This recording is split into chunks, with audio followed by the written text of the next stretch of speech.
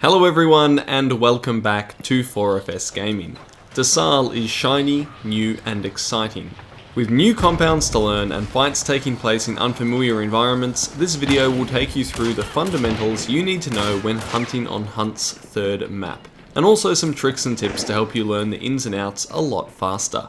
Before we get started, I have an exciting announcement. I've just started a second YouTube channel focusing on board games. If you like to occasionally take your games off the screen, I would really appreciate it if you went and checked out Turning the Table, and I'll put the link in the description below. And don't worry, it won't interfere with the amount of content being released here over on 4FS Gaming. So DeSalle. The first thing to consider is spawns. If you want to survive in Hunt, then you have to be aware that danger can arrive right at the start of a match, and the best way to do that is to understand spawn points. Reddit user MSR was the first to put in the effort to compile a spawn map of DeSalle, showing all of the possible locations where players can spawn. Now, some of these may at first seem way too close together, given the spawn points that we know of on the other two maps. But I can personally attest to the accuracy of almost all of these spawn locations, as indicated by the green circles. I have spawned here in my matches and confirmed it on the map. So that is a lot of spawn points, and they are very close together. However, this, from my experience, means that spawn fights are actually less common. Given the increased number of spawns, teams can be more evenly distributed at the start of a match. It makes it less likely that a team will spawn immediately next to one another. Now, this is random to some extent, so it is certainly still possible that a team can spawn next to you, but from my experience over the last couple of weeks, it is much more unlikely. What is pretty common is a team spawning one extra spawn further away, in which case they'll still be heading to the same first clue and you'll get a fight at that first compound, but it won't be quite as immediate. One other thing to note about the map layout is the location of double clue compounds. Unless they are blacked out, Weeping Stone Mill, Pelican Island Prison, and the First Testimonial Church will all contain 2 clues. So keep this in mind when predicting player movement and planning your own routes. Now that that's out of the way, let's discuss some tactics considering DeSalle's unique environment. I know I'm being generic here, but the verticality provided by terrain on this map is a consideration you really have to take into account. Having the high ground confers a range of advantages, including easier access to cover, the ability to close distance when you choose, not when your opponent wants to, and also increased throw range for explosives, but it also makes you more visible to surrounding vantage points. Your elevation in relation to your opponent matters on DeSalle much more than Lawson or Stillwater, so make sure you're considering this when traversing the terrain.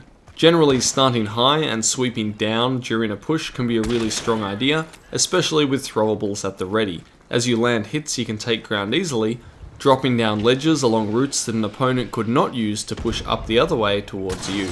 The other really significant map difference is how expansive compounds are.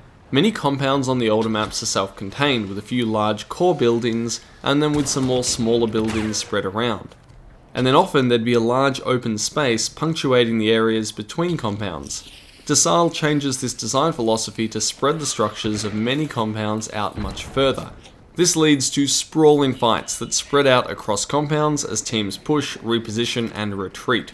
You can now do big rotations in dense cover, especially in places such as Seven Sisters Estate or Upper and Lower DeSalle. If you're not taking the opportunity to rotate during compound fights, you're going to be at even more of a disadvantage.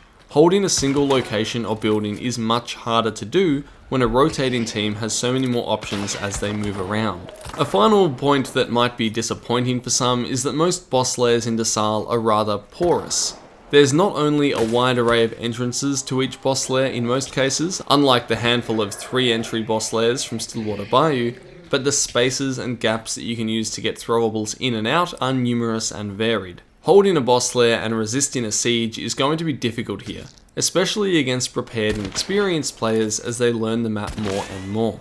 The good news here is that there is a counter to this, and that is that sprawling compounds mean lots of peripheral cover to the boss lairs, exits and entrances. So even though you might have a hard time holding the lair with Concertina and a Crowning King, those Mosin sniper boys in the bushes 150 meters away won't be able to cover the exits very well when you make a rotation out of the lair, so you can close distance and isolate targets with greater ease. The even distribution of cover makes DeSalle a pretty good shotgun map. Noting that shotguns are really strong here, but just that they're more versatile. There are less wide open gaps where pushing with a shotgun would be suicide, and there are now more routes to take from point A to point B while remaining in cover, or at least concealment. So how do you best learn the new map? This really comes down to 3 principles if you want to increase your map knowledge and outlearn the competition in whatever time frame you have to play.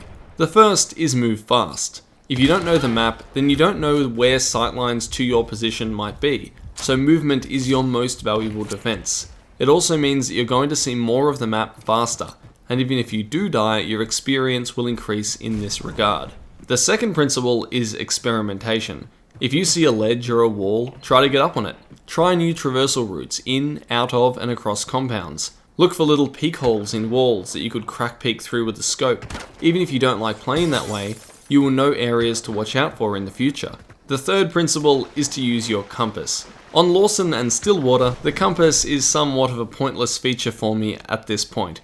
I know the direction of everything after hundreds of matches, however when learning DeSalle it speeds up your spatial awareness of where things might be distributed if you always keep tabs on where your cardinal points are. It will also make communication and callouts easier at the same time. DeSalle is a map that does ask you to make some small adjustments in how you play. Hunt is still Hunt, so what worked for you before will still work now for the most part, but hopefully these principles will give you a helping hand when fighting over Hunt's latest battleground. If you like this video, please consider subscribing, and as always, a massive thank you to our awesome Patreon supporters. Thank you everyone for watching. This is Ascendance from 4FS Gaming.